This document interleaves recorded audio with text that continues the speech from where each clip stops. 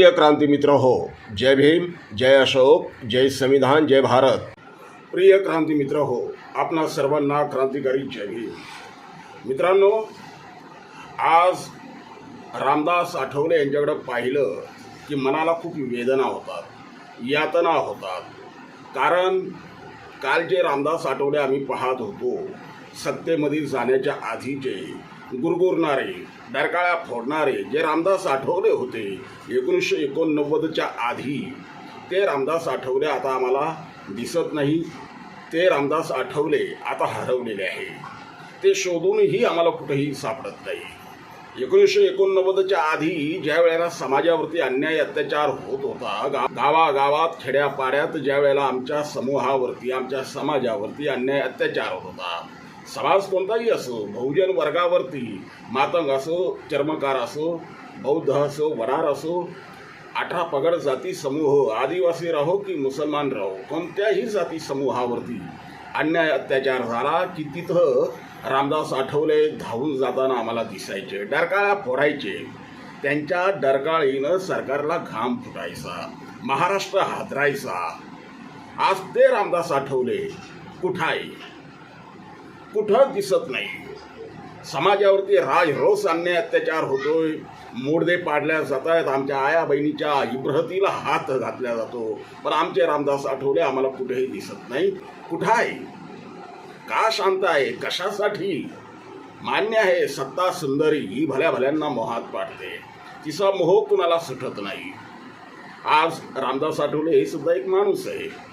साहजिक त्यांना सत्तेचा मोह झाला असेल, समाजापेक्षा त्यांना सत्ता महत्त्वाची वाटत असेल, आणि त्यामुळं सत्तेपुढं दास बनलेला व्यक्ती बाकी कोणत्याही गोष्टीचा विचार करत नाही।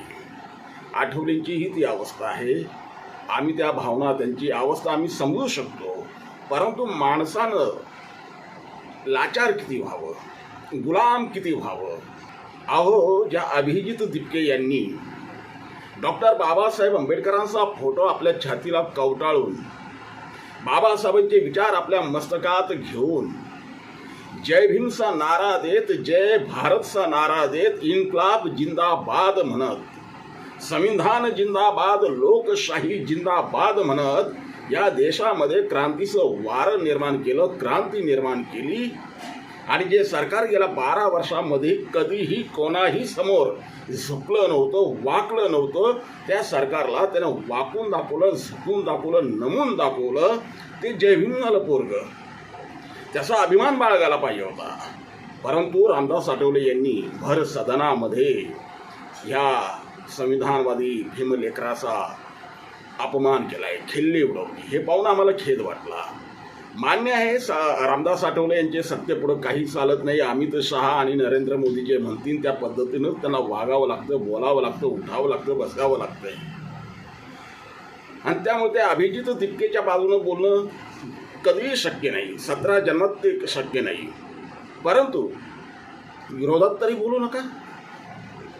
नाही तुम्हाला त्याच्या बाजूनं समर्थन करता येत, गप्प राहा, निदान विरोधात तरी बोलू नका। अहो, छी छी थू थू व्हायला लागली संपूर्ण महाराष्ट्रामध्ये।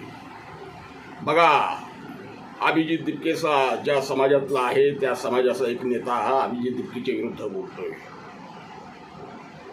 खरोखर मान शर्मेनं खाली जाते। कुठे आहे ते रामदास आठवले, ठाण्या वाघ एकेकाळचा? आज त्या रामदास आठवले यांची मोदी स्तुती गाताना, अमित शहा यांचे गोडवे गाताना जी केविलवाणी अवस्था झालेली आहे, ते पाहून आम्हाला यातना होतात, वेदना होतात। अर्थात ते रामदास आठवलेंना काही वाटत नसेल, कारण ते त्यांच्या अंगवळणी पडलेलं आहे। ज्या माणसाच्या अंगवळणी या गोष्टी पडल्यात त्या माणसाला काही वाटणार नाही। परंतु आंबेडकरी समाज हा स्वाभिमानी समाज आहे। त्याच्या समाजातल्या एखाद्या व्यक्तीची जर टिंगल टवाळी कुठं होत असेल तर ते एक आंबेडकरी समूह कधीही गप्प राहून ऐकू शकत नाही, त्याला त्या वेदना होणार। आम्हालाही तशा वेदना होत आहेत ज्या वेळेला रामदास आठवले यांची टिंगल टवाळी इतर समाजाचे लोक करतात किंवा इतर नेते मंडळी करतात, तेव्हा आम्हालाही त्याच्या वेदना होतात। परंतु याला कारण कोण? याला कारणीभूत फक्त आणि फक्त रामदास आठवले आहे। स्वतःच या माणसानं हसं करून घेतलेलं आहे. अहो, प्रकाश आंबेडकरांकडे बघा ना, आनंदराज आंबेडकरांकडे बघा ना, स्वाभिमानी, आरपार स्वाभिमानी. काय काय घेणं देणं नाही त्यांना कोणत्या सत्ता संपत्तीचं. समाजासाठी लढायचं, ऊन राहो, पाऊस राहो, थंडी राहो, काही असो, समाजासाठी लढत राहायचं. तुम्हाला लढता येत नाही. कालपर्यंत तुम्ही 1989च्या आधी लढायचे ना. रिपब्लिकन ऐक्य झालं, आमच्या चंबूरच्या पोरांनी आमच्या आणखीन समाजानं दबाव आणून ते ऐक्य घडवलं. त्याच्यानंतर शरद पवारांनी ऐक्य फोडलं आणि त्या फोडलेल्या ऐक्याचं बक्षीस म्हणून तुम्हाला मंत्रिपद दिलं. आणि त्याच्यानंतर जे तुम्ही रमले ते रमले तिकडं. तेव्हापासून समाजाबरोबर तुमची नाळ तुटलेली आहे. मी अतिशय गंभीरपणे म्हणतो की आठवले साहेबांनी अलीकडच्या काळात समाजासाठी कोणतं आंदोलन केलं आहे का? समाजासाठी कधी त्यांनी आवाज उठवला आहे का? ठीक आहे, बाहेर ते काय बोलतात, पत्रकारांबरोबर काय बोलतात आणि बाहेर सभेमध्ये काय बोलतात तो भाग वेगळा. ते तर बोलावं लागते, समाजाला खुश ठेवण्यासाठी ते बोलावं लागते. परंतु ज्या सभागृहात ते बसलेले आहेत, काही कर्तृत्व नसताना केवळ आणि केवळ बाबासाहेबांचं नाव घेऊन ते सभागृहामध्ये आहेत. मंत्रिमंडळामध्ये त्यांना घेतलेलं आहे केवळ बाबासाहेबांच्या नावामुळं. आठवले नावामुळे त्यांना घेतलेलं नाही आहे. तर त्या सभागृहामध्ये आठवले यांनी कधी समाजाबद्दल, समाजाच्या वेदना कधी मांडल्यात का? समाजाच्या व्यथा कधी मांडल्यात का? एकदा आठवले यांनी डोकावून बघावं.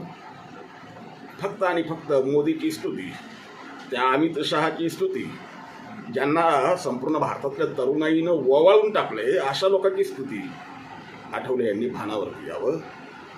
आठवले साहेबांना हा मोह सुटणार नाही.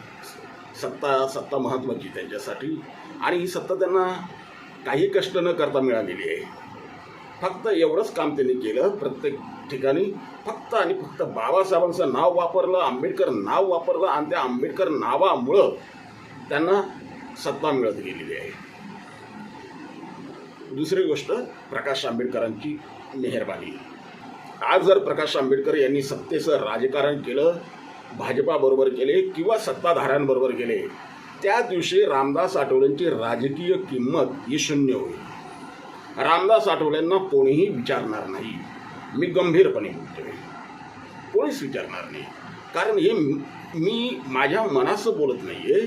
ज्या वेळेला महाराष्ट्रामध्ये आम्ही फिरतो, लोकांचा कानोसा आम्ही घेतो, त्यावेळेला लोकांच्या तोंडातून हाच एक शब्द येतो की जर प्रकाशजी आंबेडकरांनी सत्तेचं राजकारण केलं, सत्ताधाऱ्यांबरोबर जाण्याचं राजकारण जर केलं, तर रामदास आठवलेंना राजकीय किंमत झिरो होईल. रामदास आठवलेंना राजकारणाच्या मार्केटमध्ये कोणीही विचारणार नाही.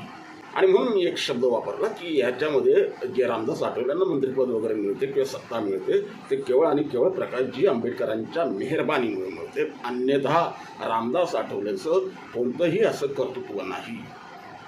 असो, मला या ठिकाणी कोणाचा अवमान करायचा नाही आहे, आठवलेंचाही मला अवमान करायचा नाही. कारण वेदना होतात, मी अगोदर म्हटले मला वेदना होतात, यातना होतात. कालचे रामदास आठवले जे डरकाळा फोडणारे आज मोदीचे पोवाडे गात आहेत. त्या अमित शहाची, ज्याला बाबासाहेबांच्या नावाची ॲलर्जी आहे, त्याला आंबेडकर नावाची ॲलर्जी आहे, त्या अमित शहाचे पोवाडे गातात. कोण अमित शहा? कोण लागून गेलाय? पण नाही, ज्याला आंबेडकर नावाचा द्वेष आहे, ज्याला आंबेडकर नावाची ॲलर्जी आहे, त्या अमित शहाचे पोवाडे आठवले गात आहेत. हे पाहून मनाला वेदना होतात. आणि म्हणून त्या पोट तिडकेनं मी या ठिकाणी बोलतोय. अर्थात आठवले साहेबांना त्या आमच्या भावना कळत असतील तर ठीक, अन्यथा सोडून द्या. जय भीम.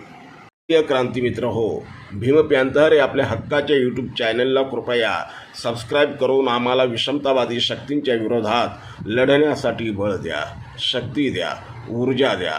कमेंट करा, लाईक करा, शेअर करा.